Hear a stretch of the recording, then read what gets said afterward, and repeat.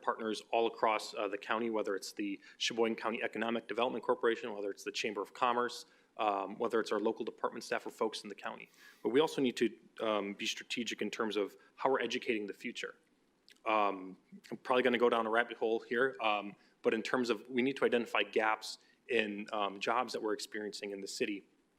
And I think working with the Sheboygan Area School District, with our technical colleges in the area, that we can fill those gaps. And once we fill those gaps, we'll have those job opportunities so businesses can be successful for future generations. Mayor Vanderstein. Thank you very much. Our economic development was really going well before COVID. You know, we had multi-million dollars invested in our community, our businesses expanding, and when COVID hit, a lot of that dried up. The city really felt that we needed to continue to allow more money to be spent to develop our new business park, the South Point Enterprise Campus. And now when COVID is ending, hopefully we're going to see some more interest in that. The city is reaching out to businesses, mainly up in the Green Bay, Fox River Valley area, as well as we have a real estate agent that's working the Milwaukee market for us. And we really hope that we can bring some new businesses in, as well as support the businesses that are in Sheboygan that want to expand.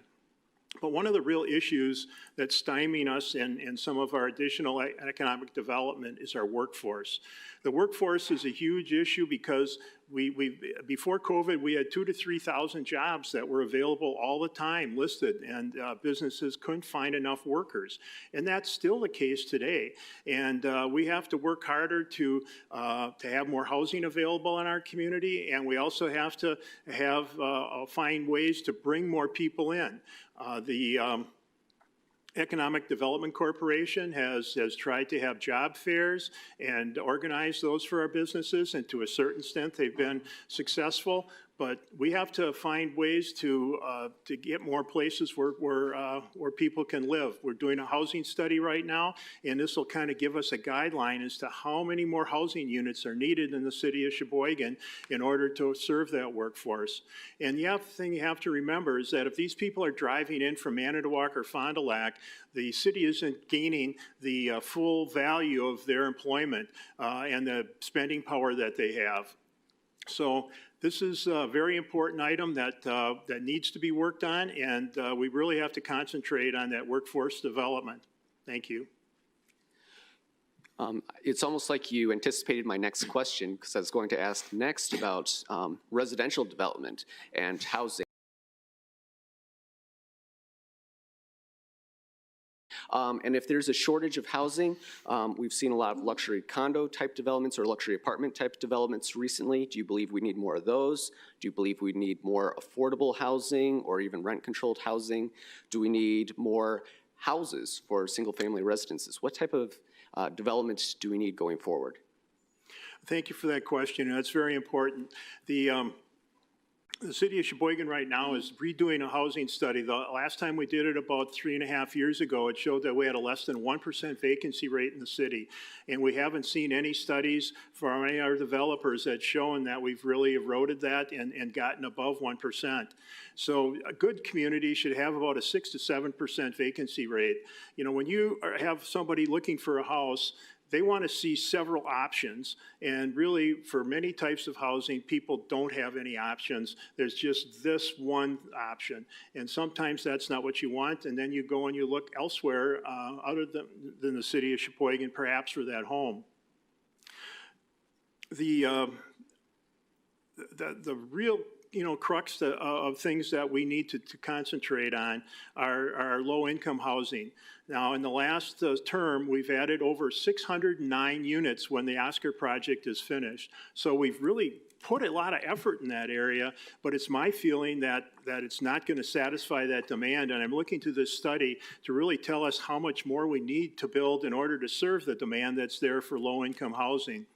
All these units in these other projects, like the Badger State Lofts and the Oscar project and Washington School, these are apartments that are priced roughly, I think a one-bedroom was about $640 and a two-bedroom was $730. So they're really hitting, I think, a sweet spot for many of the people in Sheboygan with their incomes. And the other projects that we've had have been market rate apartments, but you know we need those too because they've tracked it. Over 60% of the people that are coming to those are empty nesters, and that's opening up other homes in the community for families to enjoy and raise their family in as well. So housing is definitely a huge issue that we need to take a new, fresh approach on. The mayor mentioned that there's a housing study, another housing study that we're waiting for, but you need to understand the methodology of how this study is being conducted. Folks that are spending more on housing that are impacted by affordable housing have not been included in this study.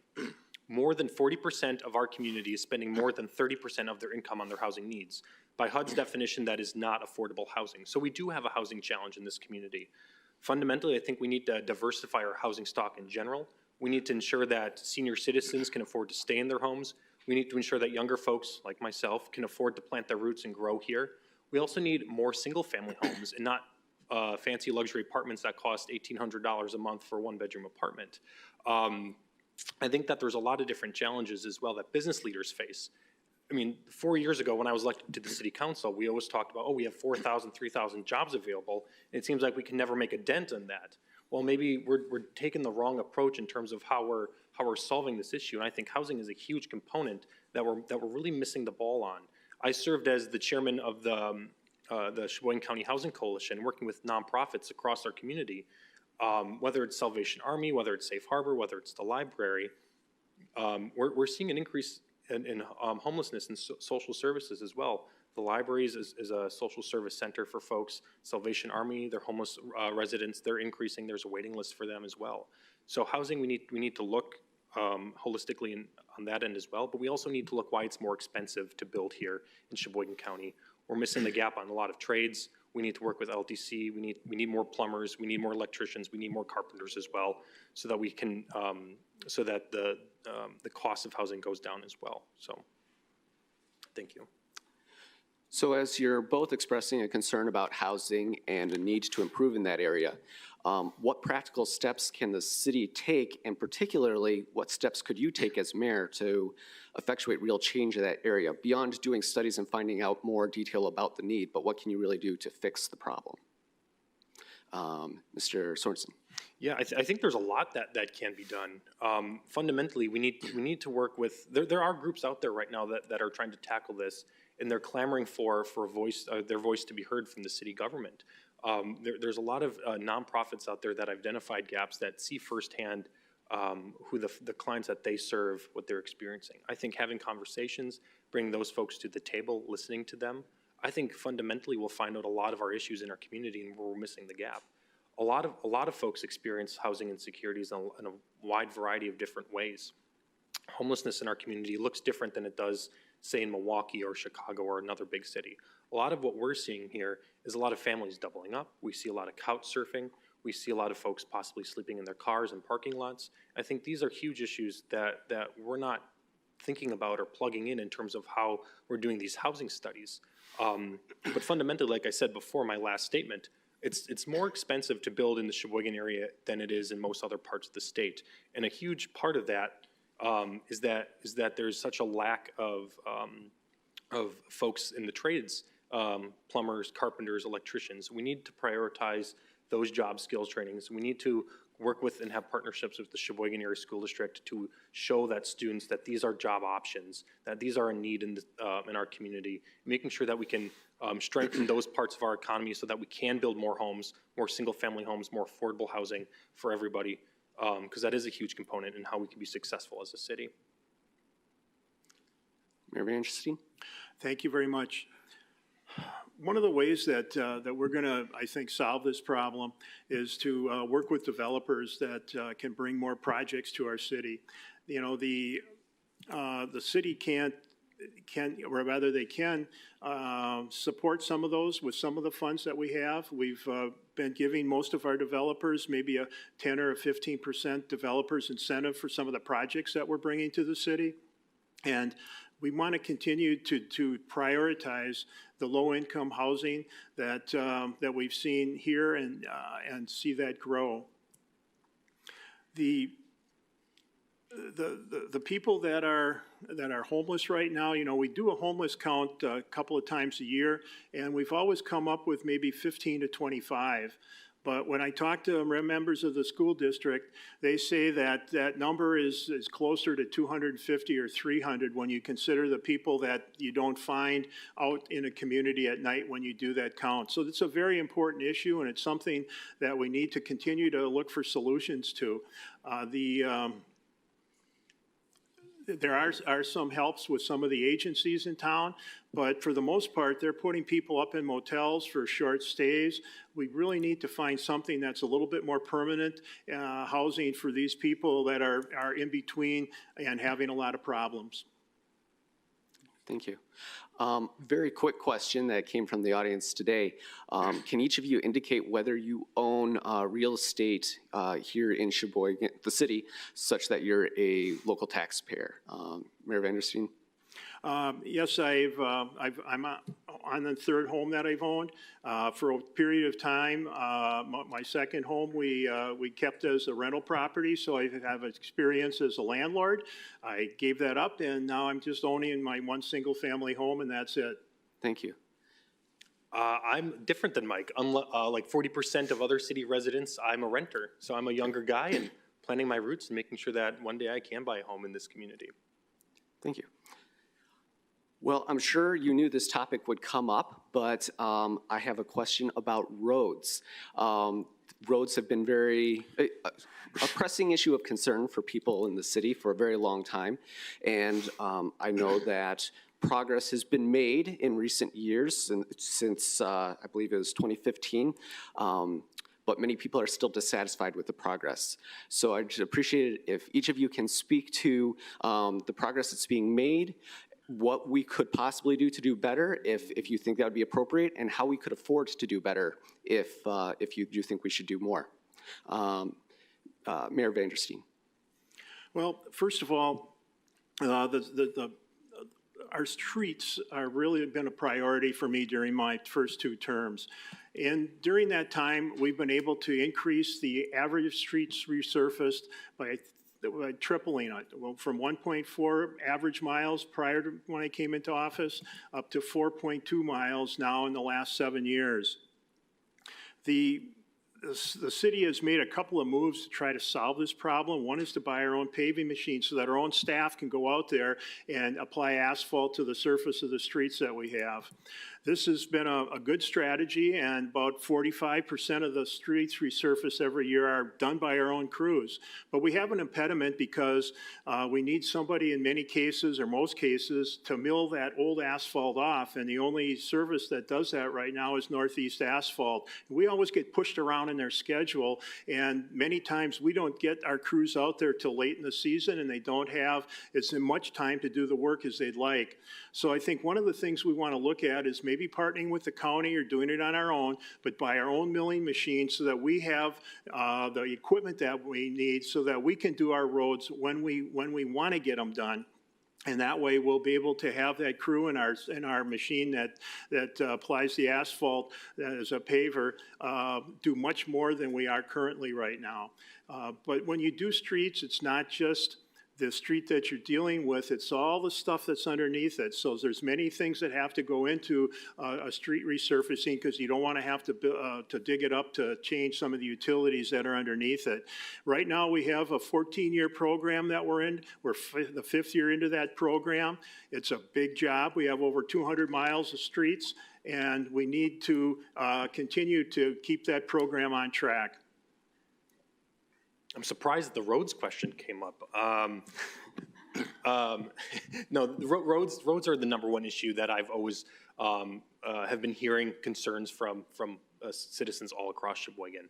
I think right now the biggest challenge that we have is that we kind of have a throw everything against the wall sort of strategy, whether it's with the wheel tax, whether it's when we formally did assessments as well. the problem is that we're not consistent in terms of how we're tackling this approach. I don't know if folks remember a few years back when we did the hot in place asphalt situation, when we hired an out-of-town contractor that came in and put asphalt down the road, and that project didn't work too well. So we wasted time, we wasted a whole construction season, and we wasted taxpayers' dollar. When we're hiring contractors to help us out with these programs, we need to ensure that we're respecting taxpayers' dollars, that we're setting a high standard for these projects to get done. I know our DPW staff does an amazing job with the work that they do, but they deserve a long-term strategic plan that encompasses funding strategies and planning strategies as well. And fundamentally, we also need to hear from our citizens about what roads they feel like need more attention. Well, whether it's the main arteries, whether it's some of the side streets as well that have been far too neglected from citizens all across the city as well. I think also the county, I think they do an amazing job with partnering with the city in terms of the tools and supplies that they give us as well as they pay a good chunk of the revenue of the sales tax. So thanks to the folks at the county for that. But we need to diversify our revenue streams as well. And I think that there's some creative ways in terms of how we can do funding. We need to look at what other communities are doing. The DOT rated Wisconsin's infrastructure at a D. So we got a lot of room for improvement. We got to think outside the box, because what we're doing now is not working. And that's what I've been hearing from a lot of different folks. So then my natural follow-up is, what are those creative outside-the-box funding solutions that we should be looking into? Yeah, I think kind of just shooting a spitball in here and going down the list. Other communities have gone out for a referendum. Other communities have accessed grants from the state DOT, from the federal DOT. There's also a lot of different creative partnerships that you can do with universities and colleges across of Wisconsin that have research funds and how you can better manage and retain road repairs. So I think that there are a lot of those opportunities we need to explore. Other communities have done it. I think we're missing the mark on a few of them. But I think in terms, that's a good foundation of what we need to look at in terms of how much it's going to cost and how much it's going to benefit our community. Yeah. Any further comments on that, Mayor Vandersteen? Well, I really think that we continue to always look for better ideas, but we have a city that was almost all concrete streets at one time, and we find ourselves in a position where all those streets have outlived their useful life. And now the strategy is to take the streets that are carrying the most traffic and try to replace them in concrete and use asphalt for the remaining streets to give them a new surface. And we also stepped up our maintenance of those streets, so we're filling the cracks now on a regular schedule, and we're trying to make that asphalt last for the good 15 years that it should. In the past, we weren't doing things like that, and so the maintenance of these streets is very important, that in the 3, 5, and 8 years down the road, they're getting the attention that they need. As far as funding, we appreciate the county's contribution to their sales tax. We do have a wheel tax, but the council has not wanted to go and fund that with an additional $10. That would help out. That would bring in probably another $500,000, but that's only going to do about a half a mile of streets. The biggest mistake I think the council made a few years ago is when they stopped assessing for streets. That's something that people had done for years, and all of a sudden we pulled the plug, and that also lost funds that we could have used to add to our street resurfacing. So I think the strategy that we have right now to employ our staff and use the machinery ourselves in most of our street resurfacing is the best route to go, and we'll continue to work that so that we accomplish our goals. Regarding the idea of using assessments on the streets, Vandersteen just indicated that you believe that we should reevaluate using those. Mr. Sorensen, do you believe we should re-implement having assessments for street repairs? At this point, no. And when this was brought up, you know, this for road assessments, you know, it was those folks that are on fixed incomes, that when we repair their homes on the corner, they would get slapped with a $5,000 bill. I think in terms of if we're doing road assessments, we need to look at what the actual benefit is of how many roads we're repairing and what the impact is on the citizens. We can't just nickel and dime and throw extra taxes and fees at citizens to fix the roads. If we're going to fix the roads, we need a long-term strategic plan and how we're going to be funding that and making sure that that's sustainable. Okay. Do you have any response to that? Well, I think that, now that we've stopped it, it's going to be very hard to put it back in place. The problem is that we need more funding. The city, for several years, bonded for some of the streets resurfacing that we did to increase it. We're now finding ourselves at a level where we have to really pull ourselves back from bonding for these street replacements, and we have to fund them out of our operating budget. So unless we, increase our taxes or other things, it's not going to happen. Ryan just talked about new revenues to come in and mentioned all those things. Have a referendum. So maybe the referendum is the way to go, because that way they would tell us that they want to spend more money. But we need to increase our revenue streams in order to really solve this problem quicker than we are currently. Thank you. Shifting gears fairly dramatically, what can we do as a city to better attract and retain millennials and Generation Z to our city? Mr. Vandersteen, if you could start us. Well, I think, it's really important that we make Sheboygan an inviting place for everybody. We want these people that grow up in Sheboygan and stay here, and the people that come here to work and make a life for themselves to be real comfortable and really, make Sheboygan their home for the long term. So I think some of the efforts that we've been taking place with things like the Levitt Amp concerts, the outdoor dining that we did during COVID on A Street. We're starting to change, I think, the image of Sheboygan and make us more attractive and more of a fun-loving place for them to enjoy. We have a great Art Center. We've got a new art preserve that's opening up. We have the Weil Center. There's a lot of entertainment options and things to do in this community, and I think we need to continue to work on building on those types of things. And the other thing that we really need to do as well is our diversity and inclusion. This has to be a part of it so that all the people that come here, no matter what background they're from or race they're from, that they feel comfortable, that this is their home and people accept them.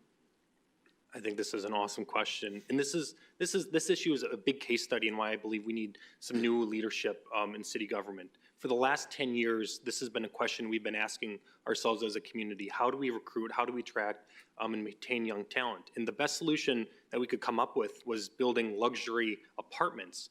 Now, those apartments have been filling up with folks primarily that are empty nesters and over the age of 50. Well, that's great, but then at the same time, when we're trying to play catch up and replicate what Madison and Milwaukee are doing, by the time that we have these built in Sheboygan, they miss their mark in the market. I think that we need to have a new, fresh approach in terms of what we're doing and making sure that we actually have affordable housing. And we're needing to listen to the voices of millennials and what they need in this community. When I first ran for council, this was a huge issue and a huge conversation. How do we attract millennials? How do we bring in Gen Zers now in the community? And nobody's really actually asked those questions or elevated those voices of folks and individuals. When I'm mayor, I'll definitely be appointing some younger folks to boards and commissions so that their voices can be heard, so that we know what they actually need and want. I think in terms of work hard, play hard, we need to ensure that we have sound job skill training programs here so that we can keep and retain younger folks. But we also need to ensure that we have companies that we're recruiting that support us in 2021 and moving forward, whether that's tech jobs, whether that's entrepreneurial ship programs as well, and different startup opportunities. So there's a lot of key foundational things there as well. We also need to look at in terms of how we can grow and expand the entertainment. We need to look at how we can grow and expand different opportunities for younger folks to plant and grow their roots here in the community. Something that COVID has highlighted for many people is that with young families, it can be challenging to find good activities for young children in our community. We have the Children's Museum, we have the Public Library, both of which were closed down for kids to be able to use in these last few months. Is there anything that the city should be doing to better serve young families, especially during our long winter season? Mr. Sorensen. Yes, and this is another issue that I've been hearing from a lot of younger folks as well too, especially when it's winter and what is it, 3 weeks ago when it was negative, 20 degrees. And if you got 3 kids running around the house, you're probably, getting a little cabin fever for sure. I think foundationally, this is another huge example of where we need to listen to our citizens and see what they need. We have some great entities like the library, like the Children's Museum, but those are only certain segments in our community. We need to ensure grow and strengthen, making sure that we're protecting our parks, making sure that we keep them to be pristine as they are. But we also need to look at different opportunities as well. At the South Pier is a huge example. We used to have triple play fun zone there. I was one of those kids running around and playing in there too. So we've had these new experimental ideas, but they've never fully stabilized. So I think the city needs to identify what we need, what we're missing, but we also need to make sure that we're supporting those so that they can stay along for the longevity in our community as well, and finding those different opportunities and growing and expanding them. One of the biggest issues I was pushing for, I don't know if folks remember back in the 80s, I wasn't there, but a lot of our parks used to have ice skating rinks in most of our parks. And I've been keep pushing this issue. Well, why don't we do something as simple as an ice skating park? Sheboygan Falls done it, Manitowoc's done it, Milwaukee's done it, a lot of other communities around the state. I think we're just missing some of these fundamental foundational ideas that we can bring back that offer more activities for younger families and for everybody. Mayor Vandersteen? I think that, during COVID, we really closed everything down, the library, our parks and everything. And so that created, some issues for families because they didn't know where to go, although they did use some of our parks that weren't closed.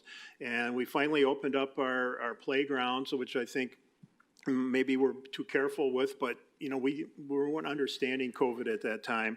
So I think that there are a lot of activities in our community for Sheboygan. I certainly would be in favor of seeing these expanded, but many of the things that parents are looking for is, these places where the kids can go and jump on trampolines and things like that and play like the spaceport used to have.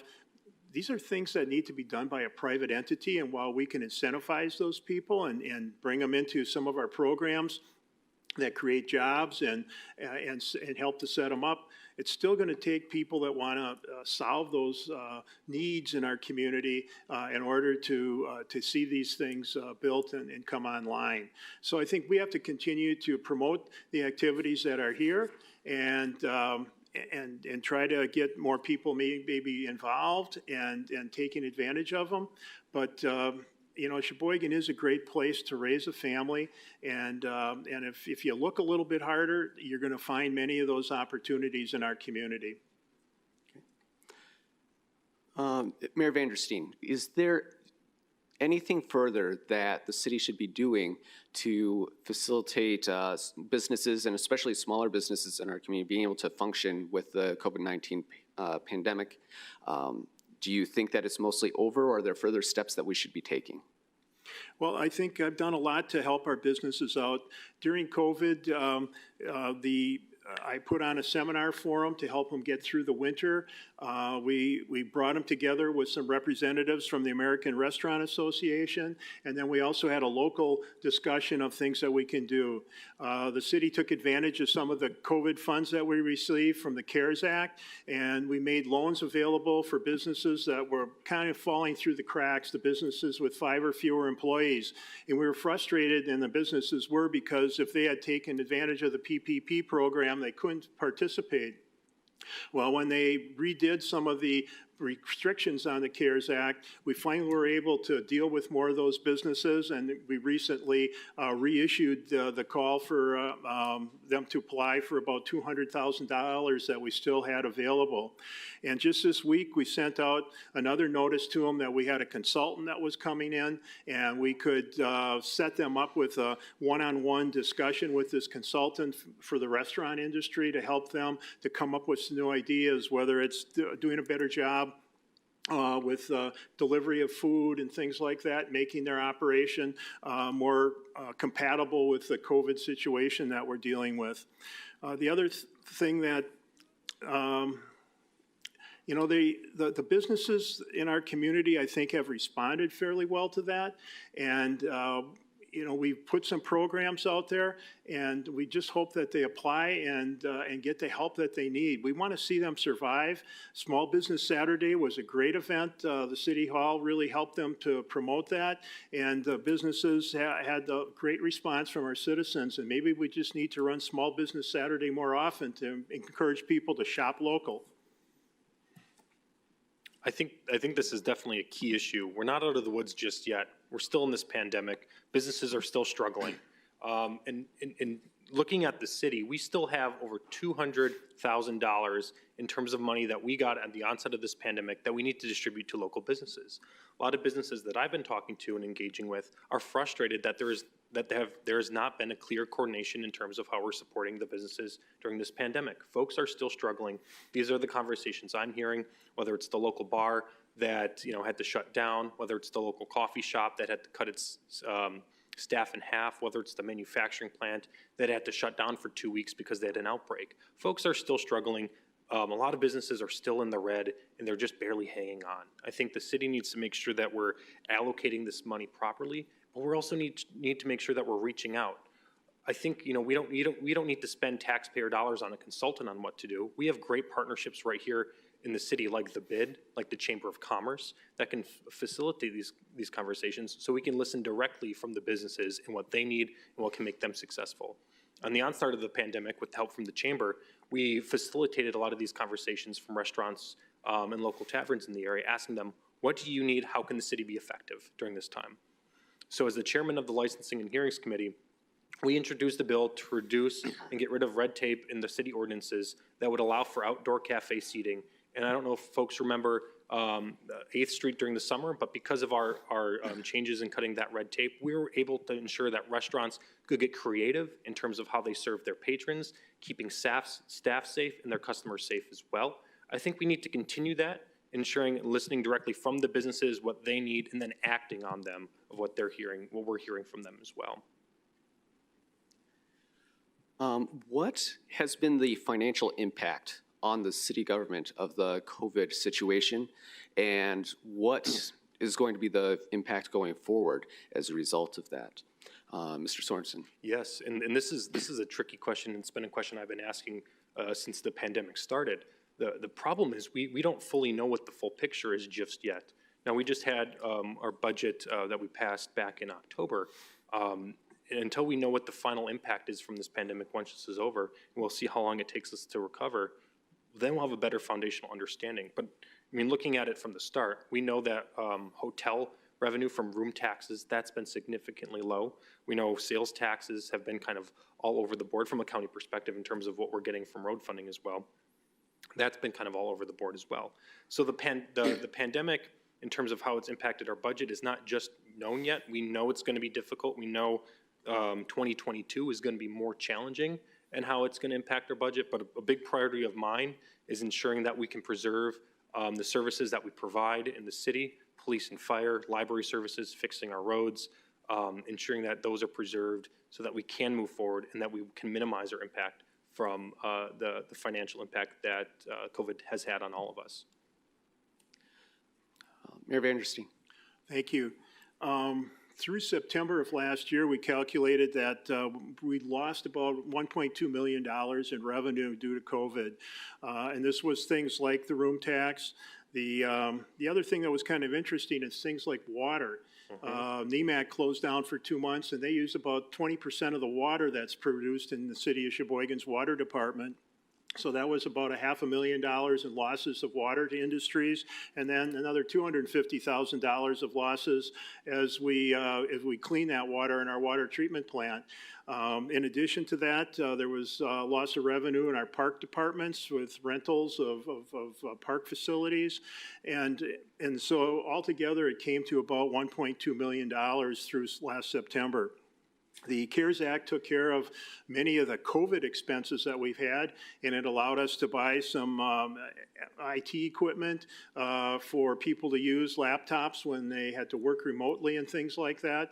Our transit department did get a lot of help from the COVID bill, and it's allowed them to repair a roof, cover some of our expenses as far as our local share for transit, and to buy some new equipment to put online in our system. As we go forward in 2022, I think that's where we're really going to start to feel the real impact here. And we just don't know how bad it's going to be yet, but it's going to be a very, very tight budget this coming year. So it's something that is going to take a lot of planning. You know, right now the federal government is looking at the American Recovery Act, and we hope that that is going to give some money directly to cities. And, you know, right now they're talking about some dollars that are huge, and hard to imagine that we could even, you know, get that much money from them. But we are going to need some help and to dig ourselves out of the hole we're in. Thank you. There are various local groups that like to encourage people to grow locally or to buy products locally, especially in retail, to buy locally. And I'm wondering if there's anything that the city should be doing to encourage that to happen. And if so, what practical steps do you think you could take as mayor to encourage those programs or those interests to be successful? Mayor Vandersteen? Well, I think that, number one, our farmers markets are a fantastic way for that to happen. They're well attended by both the farmers as well as the public, and it's a great market that serves that need to a certain extent. But we've also worked with some of our not-for-profits that are trying to get more of the fresh produce into the food bank and getting it out to the families that really need to have more fresh food in their diet. So I think, you know, our food bank system is a really good resource for us in this area, as well as the local farmers. The other thing that we're working with is our neighborhoods and allowing them to have some community gardens. We have one on Erie Avenue for the Gateway neighborhood, and then we have two huge areas on the north side and the south side that the Hmong Assistance Association manages for the Hmong farmers in the area as well, that grow things for themselves and things that they bring down to the farmers market. I think fundamentally, I think the city needs to do whatever it can with our taxpayer dollars, is ensuring that our tax dollars stay local in terms of when we're doing building projects, whether we're doing street repairs, whatever it is, business incentives in the TIF district. We need to ensure that we're keeping the money here. I think that sets a foundation of keeping the money local as well. I think the city can look at what other cities are doing as well in terms of a buy local ordinance, ensuring that when we go out for bids and projects, that local businesses get a priority first, and making sure that they're a best fit for a community. I'm gonna make a plug as well too. Joining the chamber is a huge benefit. I've been an active member of the chamber for several years now, and I'm a member of the Deep Dive group, meet every other Thursday. This is a great opportunity to meet with other local businesses as well, network, understand that we do have a large variety in different businesses all across this community as well, and plugging with those as well. But again, in terms, the city needs to be an advocate in how we're helping local businesses grow and thrive. If they need resources and we identify that there's barriers that the local government is putting up for that business to grow and expand, then the government's got to get out of the way and help that business be successful as well. A lot of businesses that I've been talking to don't necessarily feel like that's happening to everybody, and that the city does pick favorites. I think we need to really address that as well too, and when we're working with folks either downtown or on the South Pier or anywhere in this great city. Okay. Well, we have time for one more question as long as we cut your time in half. So if you can answer in just a moment. But what should the city do with the property for Memorial Hospital once that is vacated? It's my understanding that that'll be turned over to the city. So, Mr. Sorensen? I think it needs to be determined by what the neighbors want. I think that's a pretty dense neighborhood. I know a lot of folks live in that area as well. So it needs to be what the neighbors want. I think in terms of single-family homes, like I've talked about before, would be appropriate. Townhouses, incorporating green space as well. I think that would be a good fit in the neighborhood. Whatever goes in that space needs to fit the neighborhood, needs to fit that community. Mayor Vandersteen? Right now, the city has an agreement with the hospital that they're going to work with the neighbors to come up with plans that will create a single-family neighborhood in that area. And they'll be hiring a development company, and they have 3 years after the hospital moves in order to demolish the hospital. And then after that, that neighborhood will be developed. And we've had many meetings with our neighborhood associations in that area. The neighbors are involved. They've set up a website. They've gotten the input from the neighborhoods. So I think we're really in a good place. That, you know, that's the highest producing area in the city of Sheboygan for tax dollars. We don't want to do anything to destroy that. We want it to be positive, and we want to continue to see the types of homes that are in that neighborhood take over that site where the hospital was located. Okay. Well, I'd like to thank both of you for coming and joining us today. Thank you for your very diplomatic and polite exchange, not turning this to a violent debate like we've seen in so many places in politics these days. I'd also like to thank our sponsor, Prevea Health, for helping us to fund this and put on the event. If any of you in attendance or anyone attending virtually has any topics that they would like to see us cover in the future, I would ask that you share that with us so that we can make sure that those topics are covered for you in the future. In addition, and so with that, I'd like to give you each an opportunity to give a closing comment.